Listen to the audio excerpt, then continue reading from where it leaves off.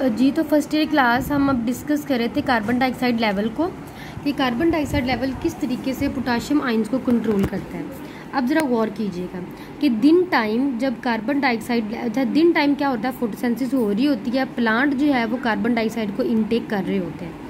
मैं बात कर रही हूँ दिन टाइम की, कि जब फोटोसिंथेसिस का अमल हो रहा होता है और कार्बन डाइऑक्साइड, फोटोसिंथेसिस में आपको पता है कार्बन डाइऑक्साइड यूज़ हो रही होती है। अब कार्बन डाइऑक्साइड मुसलसल यूज़ होने की वजह से प्लांट के जो सेल्स हैं इनके अंदर कार्बन डाइऑक्साइड का लेवल जो है वो डाउन हो जाता है, कम हो जाता है। और जैसे कार्बन डाइऑक्साइड का लेवल कम होता है तो पोटाशियम आयन फ़ौरन से गार्ड सेल्स के अंदर एंटर होना शुरू हो जाते हैं। ठीक है, फ़ौरन से गार्ड सेल्स के अंदर एंटर होना शुरू हो जाते हैं। इस तरीके से जो कार्बन डाइऑक्साइड का लेवल है वो पोटाशियम की अपटेक को कंट्रोल कर रहा होता है। जैसे ही सराउंडिंग में कार्बन डाइऑक्साइड का लेवल डाउन हुआ, पोटाशियम आयन फ़ौरन से गार्ड सेल्स के अंदर एंटर हो गए और इन पोटाशियम आयन्स को फॉलो किसने किया? वाटर ने किया। वाटर भी जो है इन पोटाशियम आयन्स के साथ साथ गार्ड सेल्स के अंदर एंटर होना शुरू हो जाता है, एंडोस्मोसिस करता है। ठीक है, और अंदर एंटर होना शुरू हो जाता है, जिसकी वजह से स्टोमेटा जो है वो टर्जिड हो जाते हैं, जो गार्ड सेल्स हैं वो टर्जिड हो जाते हैं और स्टोमेटा ओपन हो जाता है। लेकिन रात के नूरीन, ठीक है, हमने अब बात कर ली दिन टाइम की। अब रात टाइम में जब कार्बन डाइऑक्साइड, अब रात टाइम में तो फोटोसिंथेसिस होती नहीं है। जब फोटोसिंथेसिस नहीं हो रही, इसका मतलब क्या है कि जो प्लांट के सेल्स के अंदर जो कार्बन डाइऑक्साइड है वो इस्तेमाल नहीं हो रही। जब वो इस्तेमाल नहीं हो रही, इसका मतलब क्या है कि कार्बन डाइऑक्साइड का लेवल प्लांट सेल्स के अंदर क्या हो गया? इंक्रीज़ हो गया, मज़ीद बढ़ गया। और जैसे कार्बन डाइऑक्साइड का लेवल बढ़ना शुरू हो जाता है तो पोटाशियम आयंस की अपटेक जो है वो स्टॉप हो जाती है।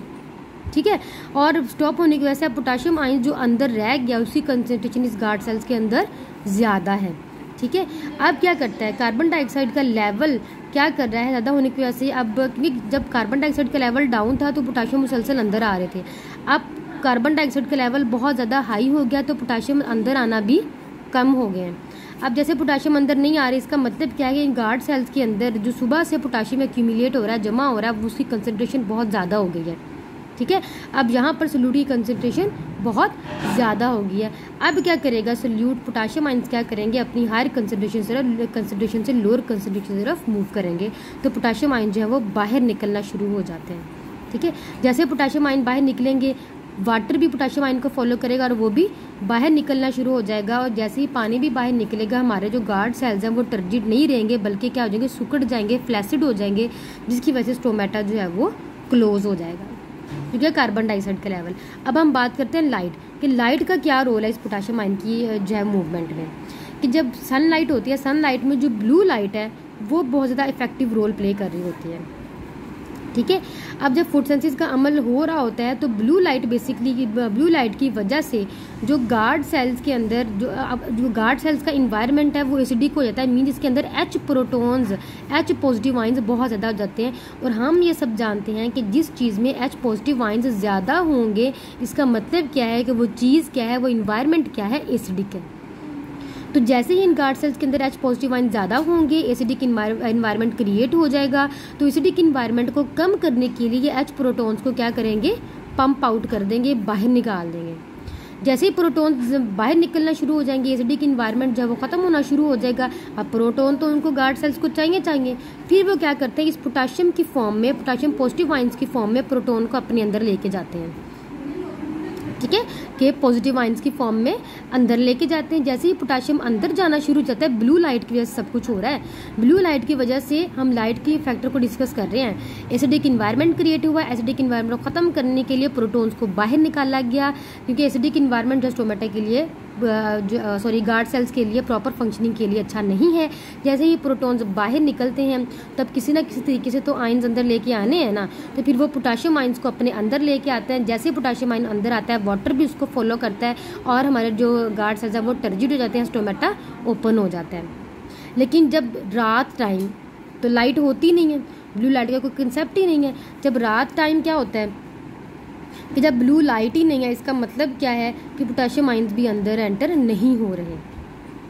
ठीक है, तो पोटाशियम आयंस जितने भी अब दिन टाइम यहाँ जमा हो गया, फिर वही बात कि फोटोसिंथेसिस होगी नहीं। जब फोटोसिंथेसिस नहीं होगी तो कार्बन डाइऑक्साइड का लेवल ज़्यादा हो जाएगा, लाइट भी ऊपर से नहीं है तो पोटाशियम आयन अंदर भी दाखिल नहीं होंगे। फिर वो क्या करेंगे? फिर से क्या होगी? जो पोटाशियम आयन सारे ये दिन के अंदर दाखिल हुए हैं वो कार्बन डाइऑक्साइड की तरफ, जैसे कार्बन डाइऑक्साइड में हुआ था, सेम इस तरह लाइट की दफ़ा भी होगा कि पोटाशियम आयन जब ज़्यादा हो जाते हैं फिर वो क्या करेंगे, गार्ड सेल से बाहर आना शुरू हो जाएंगे। गार्ड सेल से जब बाहर आएंगे तो वाटर भी पोटाशियम आयन्स को फॉलो करेगा और बाहर आना शुरू हो जाएगा, एक्सोस्मोसिस होगी और जो हमारे गार्ड सेल्स हैं वो बंद हो जाएंगे, स्टोमेटा गार्ड सेल्स जो हैं वो फ्लैसिड हो जाएंगे, सुकड़ जाएंगे, स्टोमेटा बंद हो जाएंगे।